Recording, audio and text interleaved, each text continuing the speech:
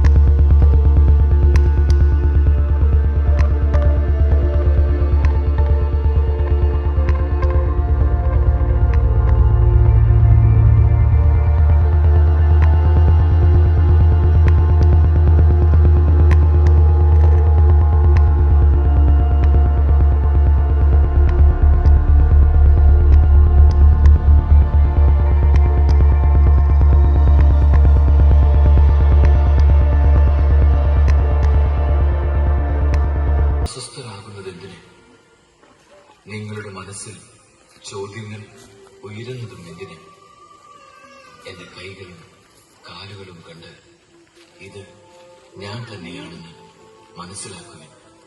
എന്നെ സ്പർശിച്ചു നോക്കുവിൻ. എനിക്കുള്ളതുപോലെ മാംസവും അസ്ഥികളും ബോധത്തിന് ഇല്ലല്ലോ. ക്രിസ്തു സഹിക്കുകയും 3-ാം ദിവസം മരിച്ചവരിൽ നിന്ന് ഉയർത്തെഴുന്നേൽക്കുകയും ചെയ്യുന്നു. പാപമോചനത്തിനുള്ള അനുതാപം അവന്റെ നാമത്തിൽ ജെറൂസലേമിൽ ആരംഭിച്ച് എല്ലാ ജനതകളോടും പ്രഘോഷിക്കപ്പെടേണ്ടിയിരിക്കുന്നു. നിങ്ങൾ ഇവയ്ക്ക് സാക്ഷികളാണ്. ഇത് എന്റെ പിതാവിന്റെ വാഗ്ദാനം നിങ്ങളുടെ മേൽ ഞാൻ അയക്കുന്നു.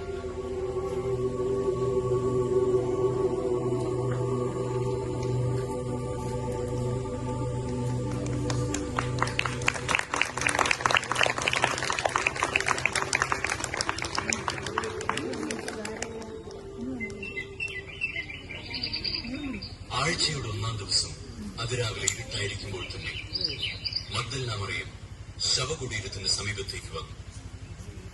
ശവകുടീരത്തിന്റെ കല്ല് മാറ്റപ്പെട്ടിരിക്കുന്നതായി അവൾ കണ്ടു.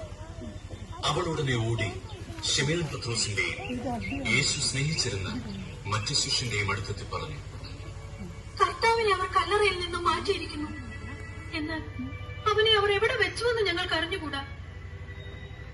പത്രോസ് ഉടനെ മറ്റേ ശിഷ്യനോടുകൂടി കല്ലറയുടെ അടുത്തേക്ക് പോയി. അവർ ഇരുവരും ഒരുമിച്ചോടി. എന്നാൽ മറ്റേ ശിഷ്യൻ പത്രോസിനേക്കാൾ കൂടുതൽ വേഗമോടി ആദ്യം കല്ലറയുടെ അടുത്തെത്തി.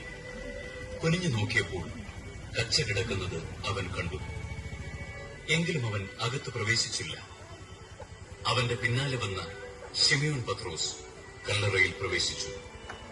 കച്ച അവിടെ കിടക്കുന്നതും തലയിൽ കെട്ടിയിരുന്ന തൂവാല് കച്ചയോട് കൂടെയല്ലാതെ തനിച്ച് ഒരിടത്ത് ചുരുട്ടി വെച്ചിരിക്കുന്നതും അവൻ കണ്ടു. അപ്പോൾ കല്ലറയുടെ സമീപത്ത് ആദ്യമെത്തിയ മറ്റേ ശിഷ്യനും അകത്ത് പ്രവേശിച്ച് കണ്ട് വിശ്വസിച്ചു. അവൻ മരിച്ചവരിൽ നിന്ന് ഉയർത്തെഴുന്നേൽക്കേണ്ടിയിരിക്കുന്നു എന്ന തിരുവെഴുത്ത് അവർ അതുവരെ മനസ്സിലാക്കിയിരുന്നില്ല. അനന്തരം ശിഷ്യന്മാർ മടങ്ങിപ്പോയി.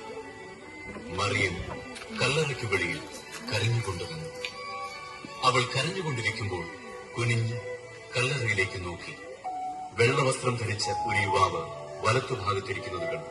അവൻ അവരോട് പറഞ്ഞു, ഭയപ്പെടേണ്ട, ക്രൂശിക്കപ്പെട്ട യേശുവിനെയാണ് നിങ്ങൾ അന്വേഷിക്കുന്നതെന്ന് എനിക്കറിയാം.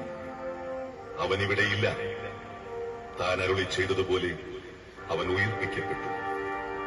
അവൻ യേശുവിനെയാണ് നിങ്ങൾ അന്വേഷിക്കുന്നതെന്ന് എനിക്കറിയാം. അവനിവിടെയില്ല. താൻ അരുളി ചെയ്തതുപോലെ അവൻ ഉയർപ്പിക്കപ്പെട്ടു. അവൻ കിടന്ന സ്ഥലം വന്ന് കാണുവിൻ. വേഗം പോയി അവന്റെ ശിഷ്യന്മാരോട് അവൻ മരിച്ചവരുടെ ഇടയിൽ നിന്ന് ഉയർപ്പിക്കപ്പെട്ടെന്നും നിങ്ങൾക്ക് മുമ്പേ ഗലീലയിലേക്ക് പോകുന്നെന്നും അവിടെ വെച്ച് നിങ്ങൾ അവനെ കാണുമെന്നും പറയുവിൻ. ഇതാ ഇക്കാര്യം ഞാൻ നിങ്ങളോട് പറഞ്ഞിരിക്കുന്നു. ഇത് പറഞ്ഞിട്ട് പുറകോട്ട് തിരിഞ്ഞപ്പോൾ യേശു നിൽക്കുന്നത് അവൾ കണ്ടു. എന്നാൽ അത് യേശുവാണെന്ന് അവൾക്ക് മനസ്സിലായില്ല. യേശു അവളോട് ചോദിച്ചു, സ്ത്രീ, എന്തിനാണ് നീ കരയുന്നത്? നീ ആരെയാണ് അന്വേഷിക്കുന്നത്? അത് തോട്ടക്കാരനാണെന്ന് വിചാരിച്ച് അവൾ പറഞ്ഞു, പ്രഭു, അങ്ങ് അവനെ എടുത്തു കൊണ്ടുപോയെങ്കിൽ എവിടെ വെച്ചു എന്ന് എന്നോട് പറയുക. ഞാൻ അവനെ എടുത്തു കൊണ്ടുപോയിക്കൊള്ളാം. യേശു അവളെ വിളിച്ചു, മറിയം.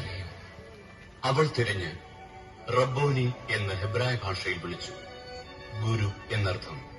യേശു പറഞ്ഞു, നീ എന്നെ തടഞ്ഞു നിർത്താതിരിക്കുക. എന്തെന്നാൽ ഞാൻ പിതാവിന്റെ അടുത്തേക്ക് ഇതുവരെയും കയറിയിട്ടില്ല. നീ എന്റെ സഹോദരന്മാരുടെ അടുത്തിയെന്ന് അവരോട് ഞാൻ എന്റെ പിതാവിന്റെയും നിങ്ങളുടെ പിതാവിന്റെയും എന്റെ ദൈവത്തിന്റെയും നിങ്ങളുടെ ദൈവത്തിന്റെയും അടുത്തേക്ക് ആരോഹണം ചെയ്യുന്നു എന്ന് പറയുക. മഗ്ദലന മറിയം ചെന്ന് ഞാൻ കർത്താവിനെ കണ്ടുവെന്നും അവൻ ഇക്കാര്യങ്ങൾ തന്നോട് പറഞ്ഞുവെന്നും ശിഷ്യന്മാരെ അറിയിച്ചു.